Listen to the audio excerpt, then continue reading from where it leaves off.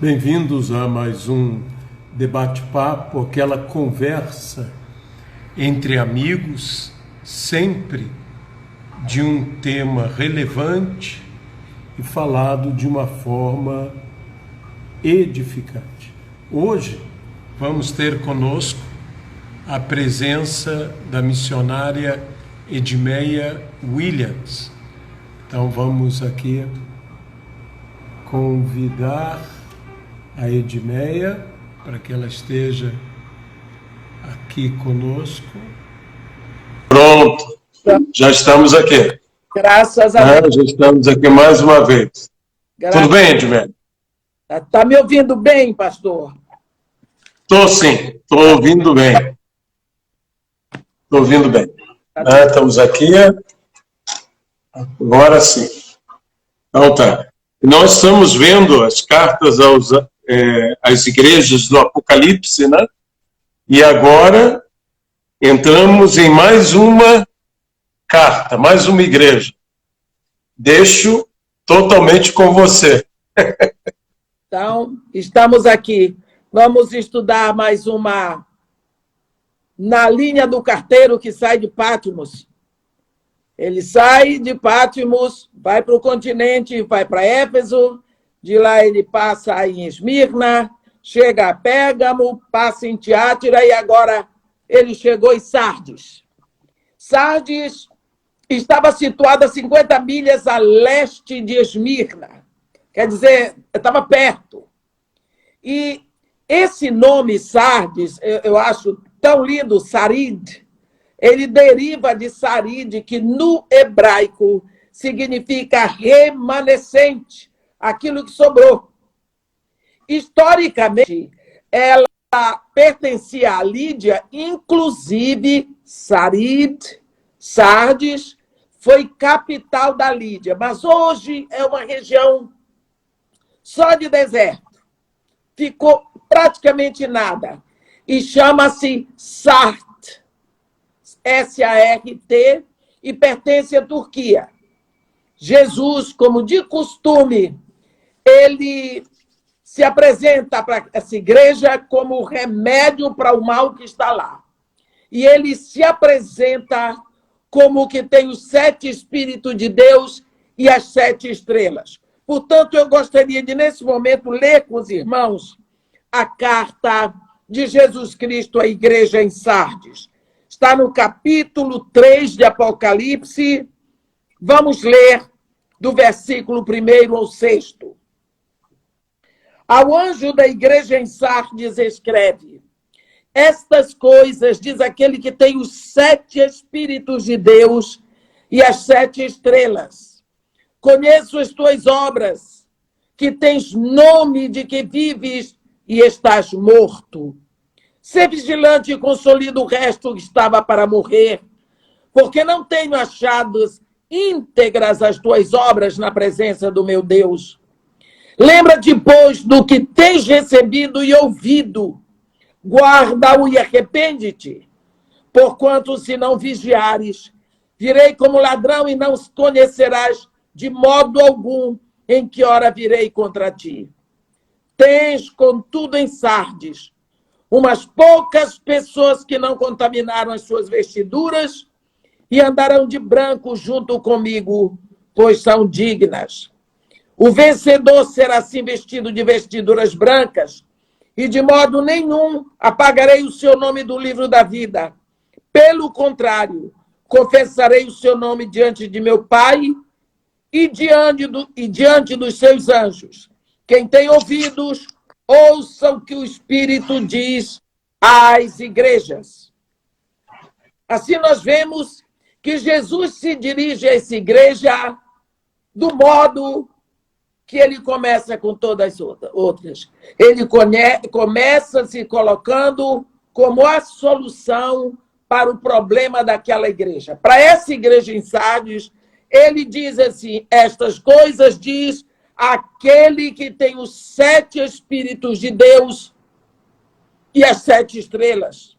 Conheço as tuas obras, que tens nome de que vives e estás morto. Nós vemos aqui que as 7 estrelas Nós vimos lá no capítulo 1, significa a plenitude da liderança, porque 7 é uma palavra, é plenitude.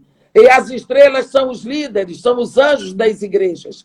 Aquele que tem a plenitude da liderança e que tem os 7 espíritos, como nós vimos lá no 1º capítulo de Apocalipse, no versículo 4, é o Espírito de Deus na sua plenitude.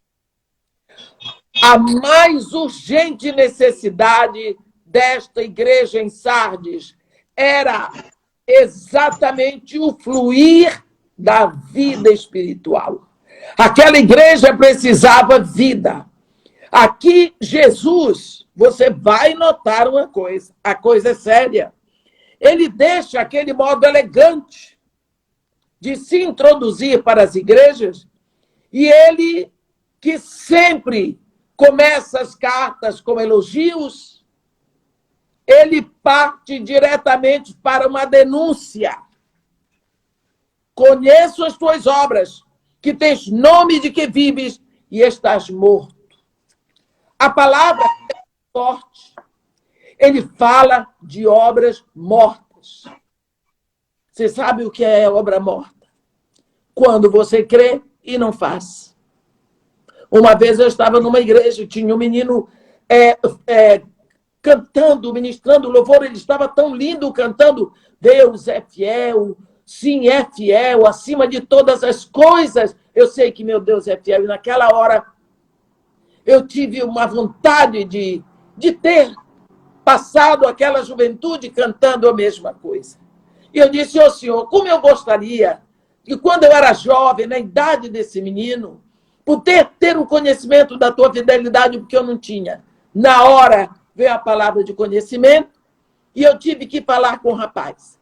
E quando eu ia subindo para pregar, eu falei com ele, moço, não vai embora, porque eu tenho uma coisa da parte de Deus para lhe dizer e é só para você. Ele ficou. E quando eu acabei, fui falar com ele, ele já vinha com a namorada. Eu disse para ele, meu filho, o que eu tenho para falar é com você. Se você deixar ela ouvir, tudo bem, mas a palavra é para você, só para você.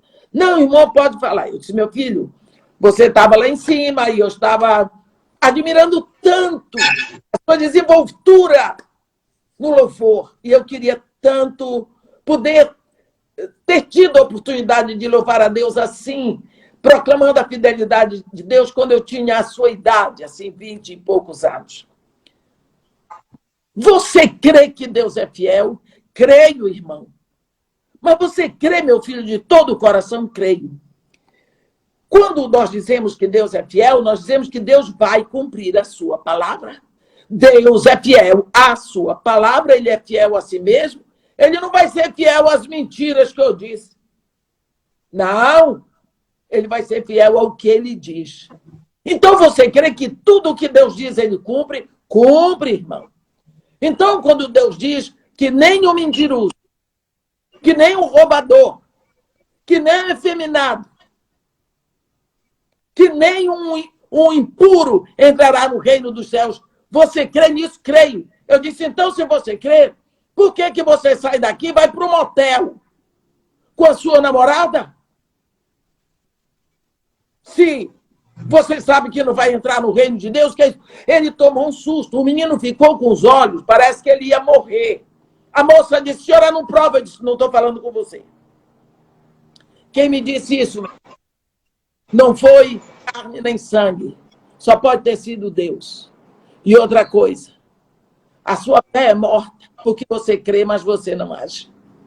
Se você crê que nem o impuro entra no reino dos céus, então você precisa acabar com essa vida assim. A senhora não pode dizer assim, você não fala. Porque dá o motel tal, porque eu vi tudo. Você paga com cartão do Banco Santander. Eu vi. Quem me mostrou, mostrou tudo. Eu sei o endereço e o nome do motel. Você quer que eu lhe diga? É você que leva ele no seu carro e ele vai porque gosta. Meu filho, você precisa se arrepender. Porque você... Aí eu falei tudo para ele. Quer dizer, fé morta. Hoje o menino, graças a Deus, acabou com aquele namoro, consertou a vida dele. Hoje ele é um pastor lindo e Amém. ele saiu daquela vida. Que menino amável, mas estava lá, guiado pelos hormônios dele, né? Então, nós precisamos ver que a palavra aqui é para uma igreja que crê, mas não faz.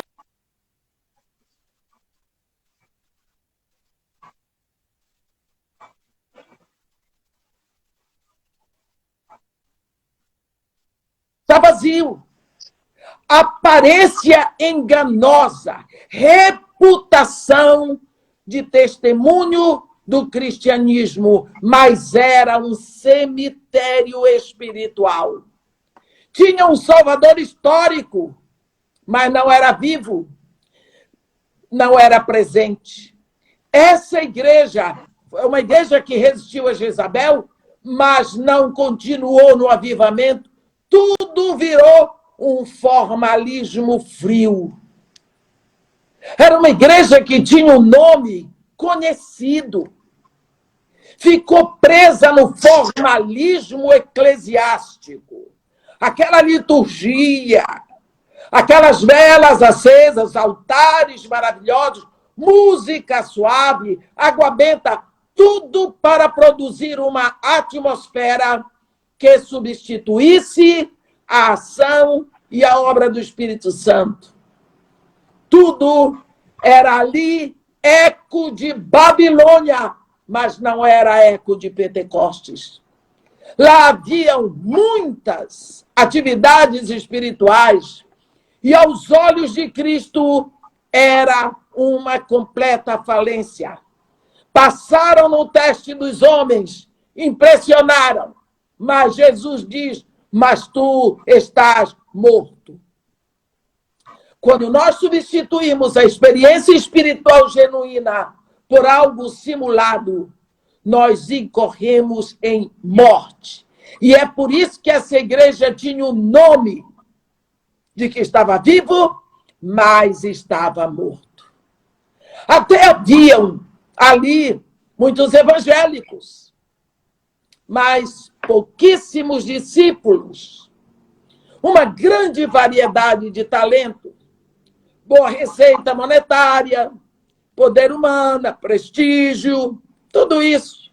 Muitas vezes hoje nós caímos no erro de Sardes. Nós queremos apresentar uma igreja que impressione os outros, com uma música que agrade os ouvidos, com um show. Por que não vai para o Teatro Municipal, na Sala Cecília Meirelles? Tem coisas maravilhosas. Pessoas especialistas, excelentes músicos, cantores, dançarinos. Lá tem. E às vezes é de graça. Mas a igreja, aquele templo é um lugar que foi consagrado para os filhos de Deus se congregarem e adorar. A música é para Deus, o canto é para Deus, a dança é para Deus, a alegria é para Deus, é diante do nosso Pai que nós estamos. Quantas vezes nós nos impressionamos e queremos agradar o povo lá do mundo para eles virem e dizer, eles vão bem, está tudo bem ali, o pastor é inteligente, fala bem, o pastor deve ter tido um curso aqui, ali, deve ter se pós-graduado aqui, ali, Olha, nós precisamos de um pastor formado em administração, um pastor que saiba conduzir os negócios da igreja. Ora, não faz mal se o pastor é formado no que for. Isso não faz mal. Mas ele precisa ser pastor, e esse chamado foi feito antes dele nascer. E quem vai dar para ele o equipamento para ele pastorear o rebanho que Jesus ganhou na cruz, não sou eu e nem a faculdade. É o próprio Deus. Nós vemos que quantas vezes nós estamos incorrendo nesse erro de ter muito poder humano e muito prestígio. Muitas vezes hoje nós estamos caindo nesse erro de Sardes. Quando o poder do Espírito declina na igreja, nós procuramos muito mais trabalho, multiplicamos as conferências, procuramos novos métodos, mas isso tudo é patético, é trágico, porque o Espírito Santo é o poder que veio lá do alto para isso. Recebereis poder quando vier sobre vós o Espírito Santo. Então, sereis meus testemunhas em Jerusalém, em toda a Judeia e Samaria e até os confins da terra. Ora, meus irmãos, a igreja só precisa disso, do poder que veio do alto. Tudo o que vier deve ser orientado a partir dali. Existe um exemplo tão lindo lá em Atos 13, quando a Bíblia diz assim: havia na igreja de Antioquia profetas e mestres. Barnabé, Simeão, por sobrenome Níger, Lúcio de Cirene, Manaém, Colácio de Herodes, o tetrarca, e Saulo. E servindo eles ao Senhor e jejuando, disse o Espírito Santo: separai-me agora a Barnabé e a Saulo para a obra que eu tenho para eles. Então eles, jejuando e orando, impuseram as mãos e os despediram, porque o Espírito Santo disse: separai-me agora. Quem foi que deu a direção? O Espírito. Tirou dali os 2 cabeças e mandou na viagem missionária. Foi quando o evangelho entrou na Europa.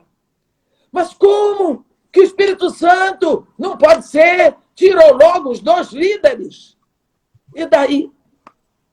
Será que o Espírito Santo não sabe o que faz? E a igreja não sofreu nenhum abalo. Os 2 líderes foram. E a igreja continuou a crescer.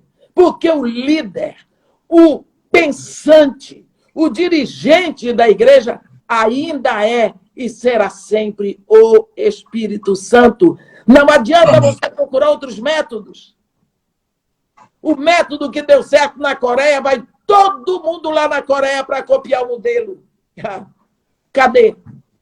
Vão procurar método.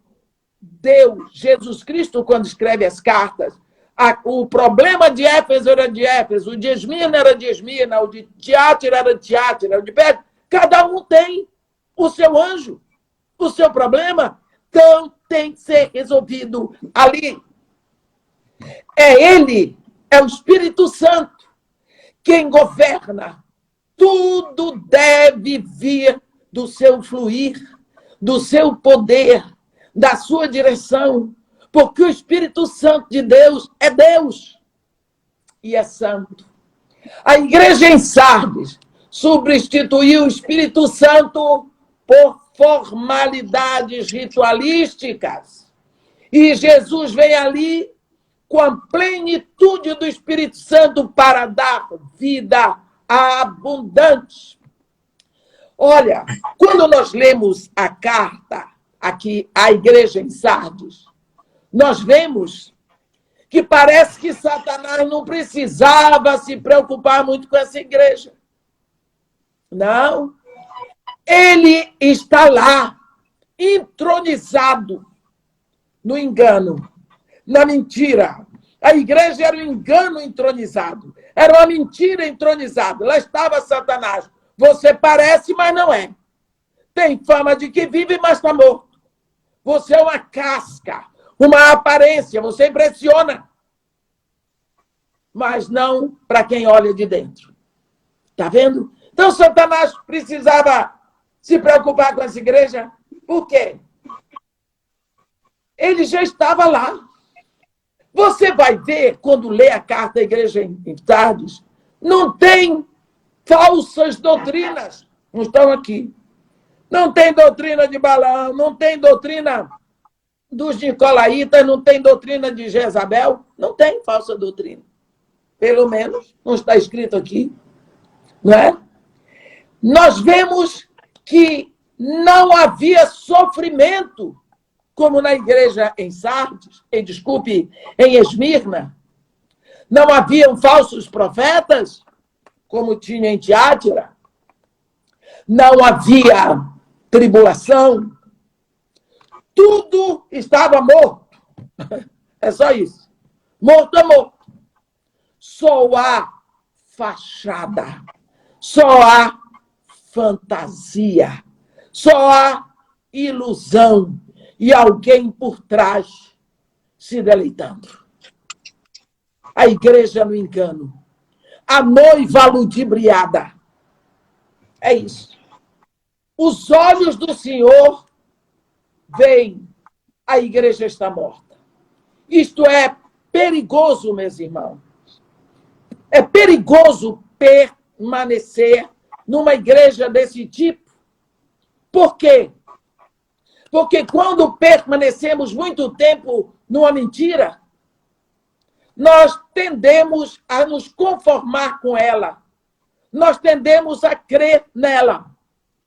E, embora, olha, não é assim que está na Bíblia, eu não sei, mas lá na minha igreja é assim. Pronto. Você acreditou, você se conformou. Nós vemos que começamos a crer que aqueles paramentos, aqueles apetrechos eram orientados pelo Senhor Jesus. Começamos a crer. E depois, mesmo lendo a Bíblia, ainda achamos que deve ser assim. O problema não deve ser daquela igreja, deve ser da Bíblia. A Bíblia que esqueceu de escrever aquilo, a Bíblia que está errado. Não é? Olha, eu vou dizer uma coisa para você.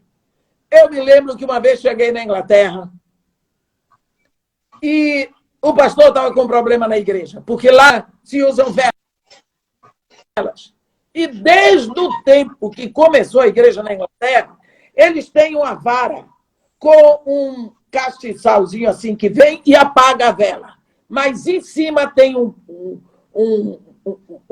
qualquer coisa que você acende aqui, ele acende. Primeiro você acende as velas, na hora de apagar, tem que botar aquilo assim para apagar a vela. Aquele é o ritual. Eu cresci naquela igreja. Conheço a verdade. Eu não vou criticar a denominação aqui, mas é assim e pronto. Um dia, o pastor, eu conheço todos os meus pastores, Deus sempre me deu homens cheios do Espírito. Ele foi lá, tinha acabado o que nós chamamos de light service, que é um culto que nós fazemos dia de terça-feira, né, no side chapel, que é aquele lado da igreja um pouco fora do templo da nave central. E como era tudo mais simples, o pastor foi lá com o fósforo e acendeu as velas. Quando acabou tudo mais, ele foi lá e fez simplesmente assim, ó. Isso deu um problema para o ministério daquele pastor. Como é que ele soprava para apagar a vela? Se a tradição da igreja é que se use aquela vara, que eu esqueci o nome agora, para apagar, vela de altar não pode ser soprada. Onde está escrito? Nem nos anais da igreja anglicana. Entendeu? Mas a pessoa faz questão de manter aquele ritualismo. Faz questão. Se você vai numa igreja católica, o padre passa para lá e para cá o tempo todo. Mas tem gente que passa toda vez que cruza, ele tem que se curvar. Por quê? Aprendeu assim. Mas é para o Santíssimo. Que Santíssimo? Nem a vela do altar estava acesa, mas ele faz. Então, tem pessoas que gostam disso. Tem pessoas que gostam. Eles acham que isso é importante. Se nós permanecemos numa igreja dessa, nós acabamos acreditando que tudo aquilo é certo. Canta-se tão bonito, com certeza aquele hino não chega ao trono de Deus, não passou nem do teto, sabe por quê? Porque o cantor cantou para aparecer, para vender seus CDs, que eu não sei se ainda vende CD, para fazer propaganda da sua música. Aí ele canta muito bonito. Por que fazer propaganda? A música não é para agradar a Deus. É para aumentar o meu ibope, não é? Nós precisamos saber que Jesus quer despertar essa igreja. Ele quer despertar essa igreja. Como está escrito lá em Efésios 5, desperta, ó tu que dormes, levanta-te dentre os mortos e Cristo te iluminará. Levanta-te dentre os mortos. Nós vemos que o remédio vem agora. O remédio vem agora. Versículos 2 e 3.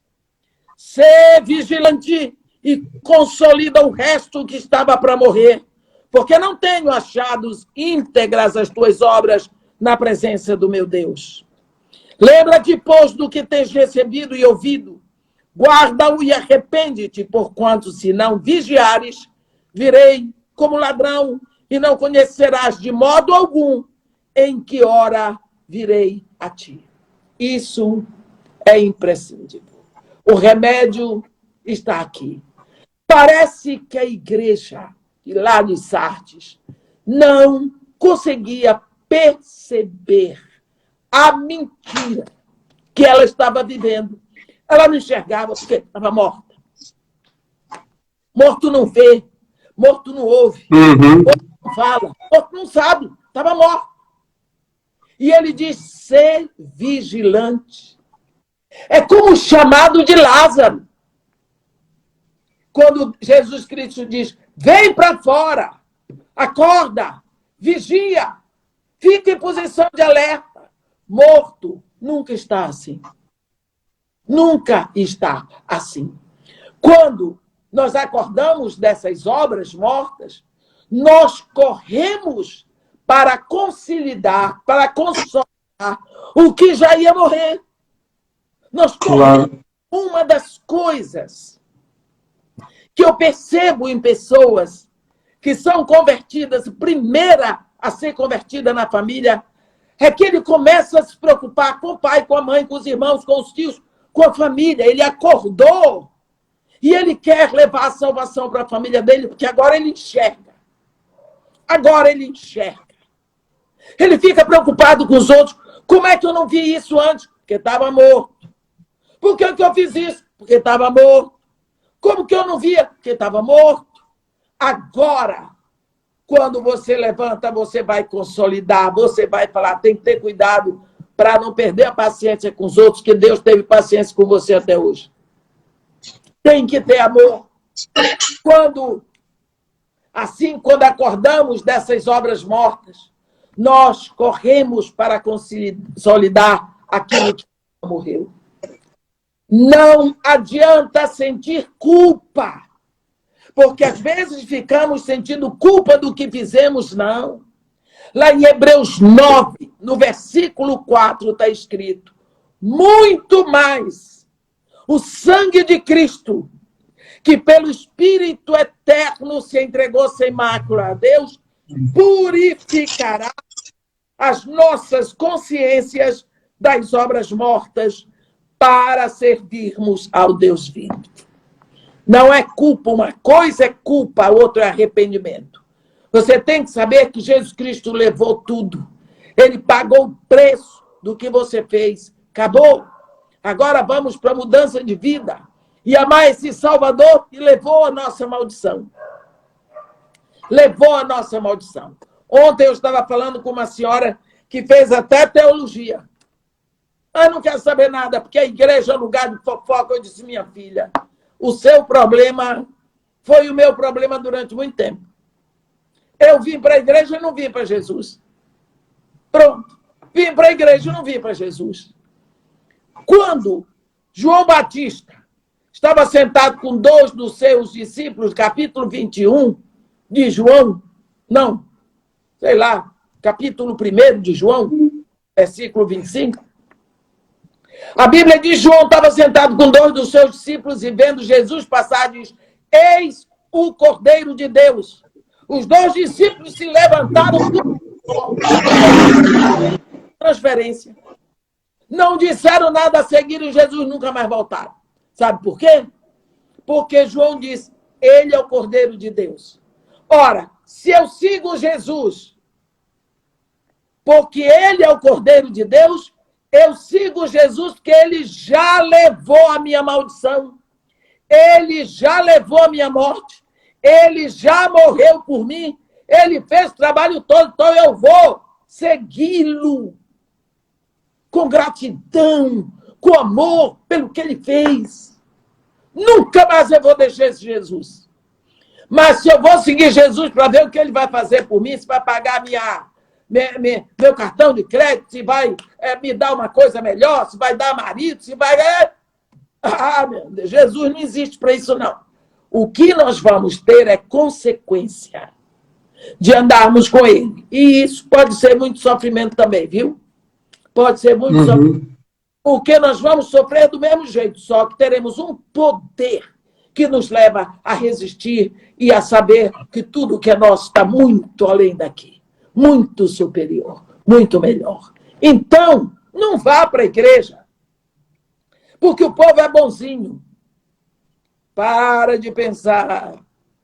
Porque o povo faz fofoca na igreja, faz, tem maledicente, tem orgulhoso, tem invejoso, tem língua grande, tem tudo, inclusive a sua também, a gente tem que ver a nossa língua. Eu aqui falando mal dos irmãos. Né? A gente tem que ver. Porque lá não é lugar de santo, é por isso que eu vou. Porque eu preciso de santificação, então eu vou para lá. Não é? Então nós precisamos ver isso. Quando não adianta ter culpa do que passou, obras mortas são as obras que nós efetuamos na carne. Ele diz, lembra-te, pois, de como tens recebido e ouvido. Olha, o homem despertado agora pode lembrar e discernir os fatos. Você lembra de Pedro? Ele parecia aceitar tão bem, era tão religioso. O que Jesus dizia, tudo bem. Mas quando ele se viu cercado de judeus, lá na frente da casa do sumo sacerdote, no instante ele negou conhecer Jesus e ainda praguejava e jurava não conhecer tal homem. Mas, lá em Lucas 22, no versículo 61, a Bíblia diz, e Pedro se lembrou da palavra do Senhor. Aonde o cato do galo levou, lá ele lembrou. Ele lembrou. Aqui Deus diz, lembra-te, pois, de como tens recebido. Lembra da palavra que veio a ti e tu deixaste. Lembra-te, pois, da escola dominical. Lembra. Lembra depois de como tens recebido e ouvido. O que os professores da escola dominical ensinaram que o pastor, coitado, ficou pregando lá no púlpito e você dizia que ele era chato. E ele estava pregando a palavra de Deus. E olhe, a Bíblia diz que Pedro ouviu, lembrou a palavra e foi chorar amargamente, porque a palavra de Deus é martelo que esmiuça a pedra. A Bíblia ainda diz aqui no versículo 3, guarda-o, guardar a fé simples, a fidelidade da palavra de Deus. Arrepende-te. O caminho mais curto para o arrependimento é a lembrança. A igreja não podia se arrepender enquanto não acordasse. Mas agora ela pode. Ela acordou. Ela pode desistir do caminho que estava e curvar-se sob a ação poderosa do amor de Deus. Lembra? Arrepende-te e volta. Nós não sabemos se a igreja em Sardes obedeceu a esse chamado que o Senhor fez a ela. Mas sabemos que o Espírito Santo pode trazer a vida. Aqui ainda está escrito, se não vigiares, virei sobre ti como ladrão. É interessante. Eu gosto desse versículo. Porque Jesus Cristo está falando de arrependimento, depois ele diz, se não vigiares. Por quê? Ele não diz, se não te arrependeres. Ele diz, se não vigiares. Olhe bem. Por quê? Porque o arrependimento traz a necessidade de vigilância. Preste atenção. Você passa todos os dias correndo. Um dia você dá uma trombada com o joelho na porta. Você dá tanto grito de dor, nunca mais você vai passar correndo naquela porta. Você vai vigiar. Opa! Por quê? Porque já sofreu. Já doeu. Então agora você vigia. Eu passei um tempo pregando na Igreja Batista Monte Oreb, em Campo Grande. Teve uma época que eu já ia para as 3 por causa do engarrafamento, até que parei. Voltava de lá, cansada, arrebentava, botava o carro a 140, 150, tomara que a polícia não me ouça. Botava com tudo que eu queria fazer em 30 minutos, de Campo Grande para Copacabana. 10 horas da noite, botava tudo para... E o meu carro era uma Paraty daquela track and field, graças a Deus, que não era o Gol, porque a maioria do tempo eu tinha um Gol daquele de 2 portas, sabe? Por muito favor, tinha ar-condicionado, mas tinha caixa de marcha, tinha banco, tinha motor. Porque senão eu teria morrido. Lá veio um dia eu dizia, eu boto sempre 40. Sempre 40, quer dizer, era 140. Botava o que o pé dava. Eu até hoje não sei como podia ser tão louca. Deus me livrou. Um dia eu dei de frente com o cachorro. O cachorro atravessou na frente. Ele arrebentou com a frente da minha Paraty. E eu dizia assim, mas eu acabei com a vida dele. Que coisa horrível de meia. Que coisa horrível. Aquilo doeu tanto no meu bolso. Doeu tanto. Nunca mais eu passei da velocidade. Hoje, eu tenho uma picape, eu posso botar 200 e tantos. O quê? Não. Eu obedeço a sinalização. Deus me livrou daquela, mas se eu tivesse um carro mais baixo, ele teria vindo direto no meu rosto, o cachorro. Então, você está vendo? Quando dói, a gente aprende a tomar cuidado. Se você se arrependeu, é porque doeu saber o que você fez com o Senhor que morreu por você. É porque doeu. Então, agora, você vai tomar cuidado. Você vai ser vigilante para não tocar. Porque você toma a decisão. O pecado, a Bíblia diz, filhinhos, não pequeis, mas se pecardes. Pecado é como um acidente que pode acontecer. Se acontecer o pecado, o acidente, você toma cuidado, você passa a ter cuidado. Você passa a ter cuidado. Então, você passa a ser vigilante. Você passa a vigiar. Por isso que Jesus, falando de arrependimento, ele diz, ser vigilante. Vigia. Nós sabemos que aqui, nós lembramos das 5 virgens, né? Que já falamos nessa live de 3 horas da tarde com o pastor Aloysio. Lembramos as 5 virgens. Sardes, Sarid, hoje, Sart, é uma palavra que significa remanescente. Aquilo que ficou no versículo 4, está escrito assim, tens, contudo, em Sardes, umas poucas pessoas que não contaminaram as suas vestiduras e andarão de branco junto comigo porque são dignos. Isso é lindo. Havia ali na igreja em Sardes uma total separação, morte e vida, entre luz e trevas, entre o santo e o profano. Essas poucas pessoas não eram apenas umas pessoas boazinhas, Não. Essas pessoas eram santas. Tenho, porém, aí em Sardes algumas poucas pessoas que não contaminaram as suas vestiduras, por isso andarão de branco comigo, porque são dignas. Isso é muito lindo. Nós vemos que essas pessoas santas não se deixaram contaminar ou contagiar pelo mau exemplo, pelo pecado que estava lá dentro.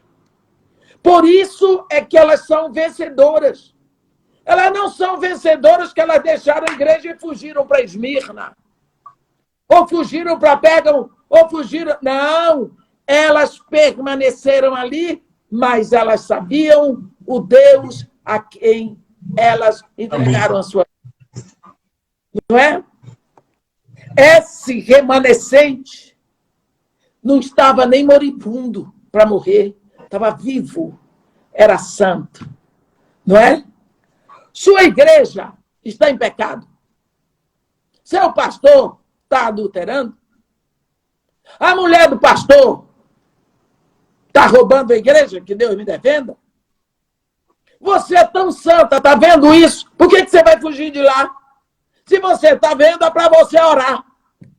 É para você batalhar. Jejue pelo pastor, jejue pela família dele, jejue pelo irmãozinho do seu lado, que está também aprontando. A gente sempre bota o pastor na frente, coitado.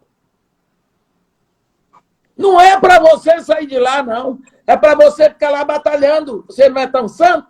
Você não enxerga? Você não sabe como é? Em vez de sair anunciando para todo mundo, difamando, fica lá. Olha esses santos aqui de Sardes. Saíram não. A igreja estava morta e eles ficaram lá. Eles ficaram lá. Você sabe que esses irmãozinhos ficaram ali. Oraram tanto que nasceu Filadélfia. Uma igreja plena, cheia do Espírito. Pela oração de Sardes. Nós precisamos ver.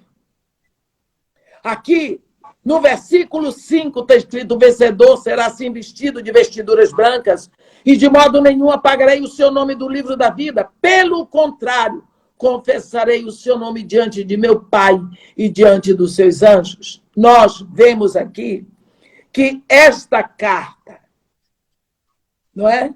Ela termina com uma promessa apropriada. Como sempre, a necessidade da igreja separada em duas partes. Primeiro, vestido branco. Vencedor será vestido de vestiduras brancas. Branco é sempre símbolo da pureza.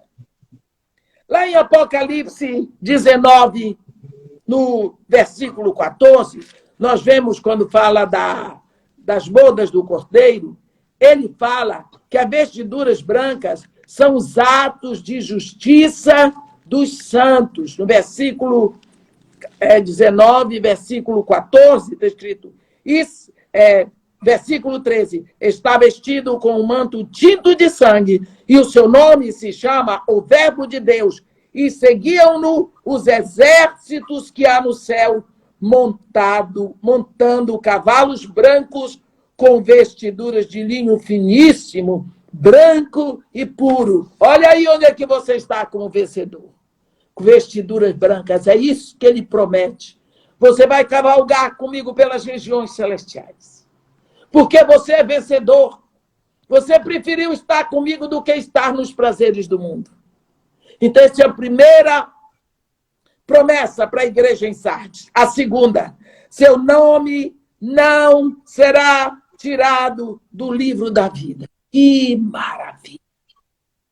Que maravilha! Seu nome não será tirado do livro da vida. No capítulo de Apocalipse, está escrito assim, lá no versículo 8, e adorá-lo-ão a besta e o falso profeta, todos os que habitam sobre a terra, aqueles cujos nomes não foram escritos no livro da vida do Cordeiro, que foi morto desde a fundação do mundo.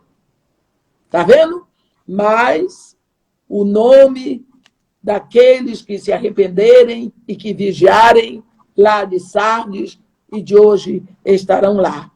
Aqui mesmo, em Apocalipse 21, tem um versículo tão lindo para nós, no versículo 27.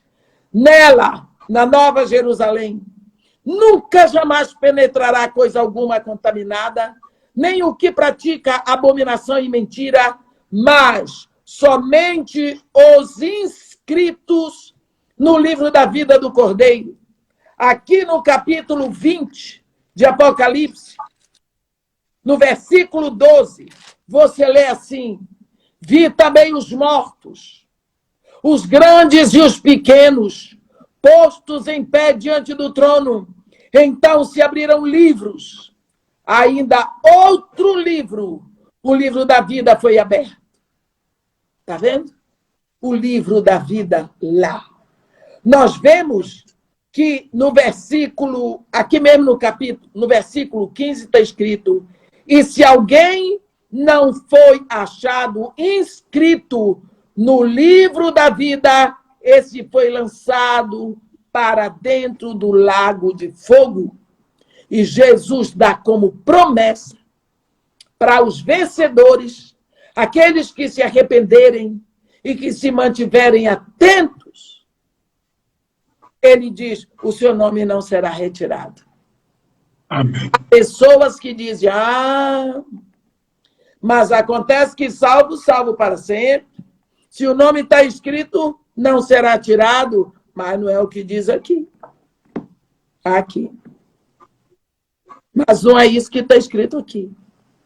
Aqui está escrito que ele será vestido de nenhum e não, de modo nenhum, apagarei o seu nome do livro da vida. Quer dizer que pode ser apagado. Pode ser apagado. É a Bíblia que está dizendo: uma vez salvo, salvo para sempre. Que isso? Você tem que se manter. Você tem que se manter na palavra. Porque que alimento espiritual você vai ter? Que vida você vai ter?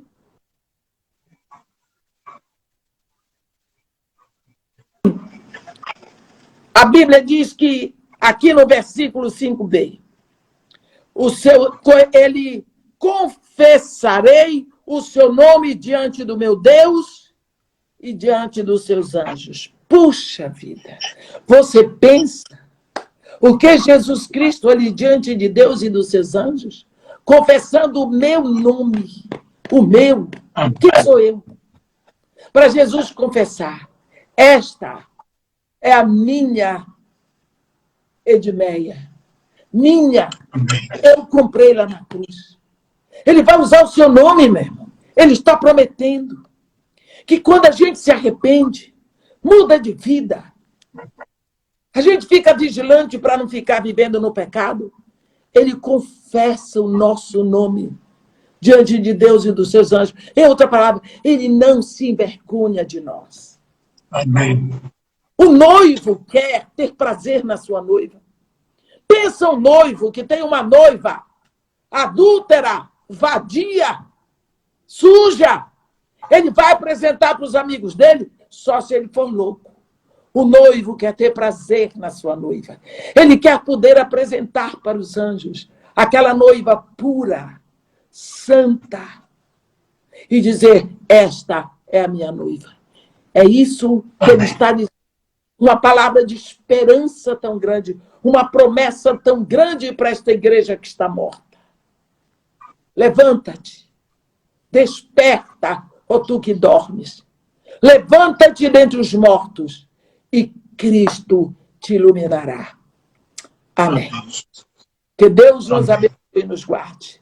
Que faça resplandecer o seu rosto sobre nós e tenha misericórdia de todos nós.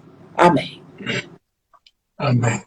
Edmeia, você estava falando e eu estava me lembrando da grande luta que as pessoas têm.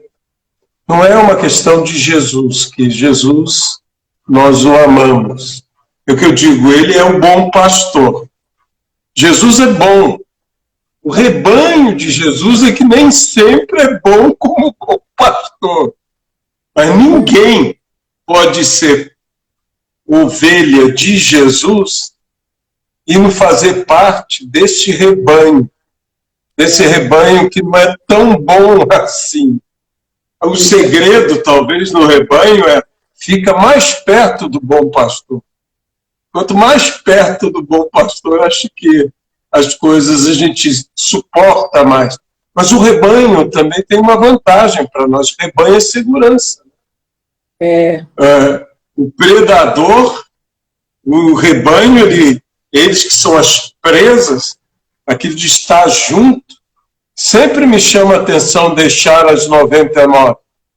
É porque as 99 estão juntas. A única que está sem o rebanho é que precisa, de fato, voltar, né? Então, é algo maravilhoso nós podemos viver assim essa comunhão com Jesus. E aí a comunhão com os irmãos também. Eu tenho pedido, e eu gostaria de pedir mais uma vez, que eu quero lembrar as pessoas que você tem a obra da Casa de Maria e Marta. Essa obra ali no Morro Dona Marta, aqui no Rio de Janeiro, que atende a tantas crianças. E que, mesmo nesse período, vocês têm assistido, vocês têm atendido, vocês têm feito as reformas necessárias para melhor atender as crianças no período que haverá do retorno. Então, eu peço mais uma vez a você a gentileza de dizer a conta bancária para as pessoas que gostariam de ofertar para a Casa de Maria e Marta, para ajudar esse trabalho tão especial.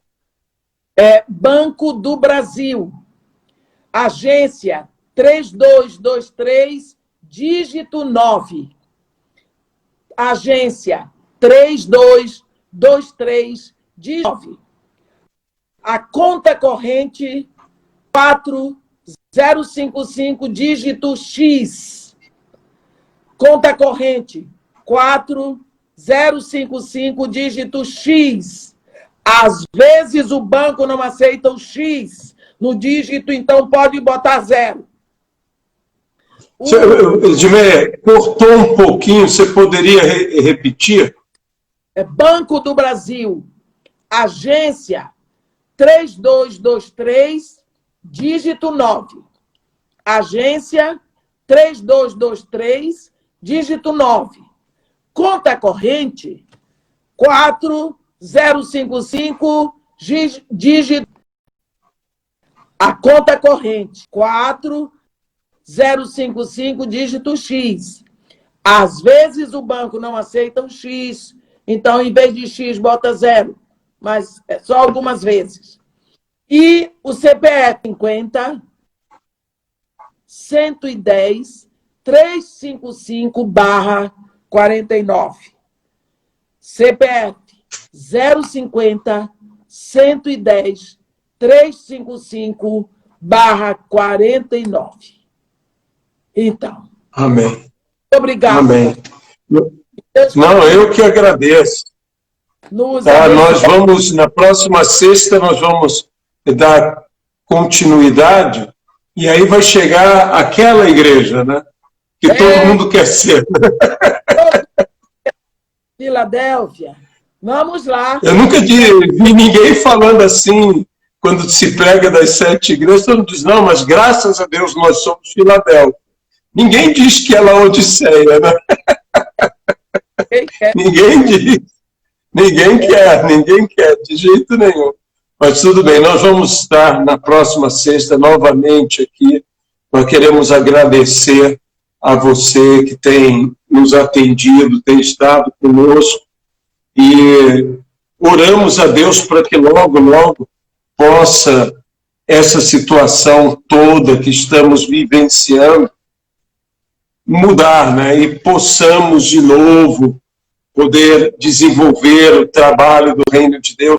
Você que tem ido pregar em tantos lugares, eu sei que agora através também do meio de redes sociais, você está chegando em muitos lugares, mas é importante também ir até eles, chegar até essas igrejas, ter a presença das pessoas, né?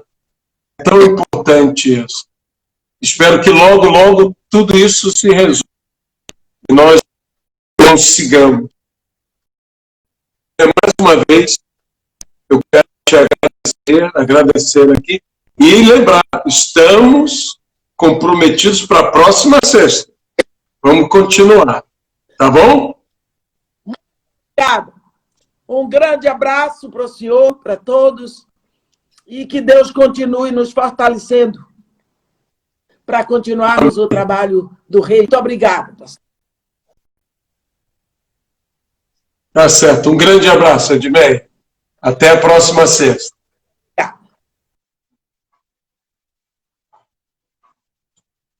Meus amados irmãos, nós queremos agradecer a presença de todos que estiveram aqui conosco, assistindo esse debate-papo, onde tivemos a presença da missionária Edmeia Williams. Na próxima sexta, ela estará conosco, continuando esse assunto importantíssimo, um assunto que a todos é caro, porque estamos vivendo dias especiais em que devemos ter uma visão escatológica, uma visão bíblica dos nossos dias. Então, continuaremos com o assunto na próxima sexta-feira, na Carta às 7 Igrejas. Que Deus possa abençoá-los. Aqui é o pastor Aloísio, se despedindo e dizendo até a próxima, até o próximo debate-papo, se assim Deus nos permitir. Amém.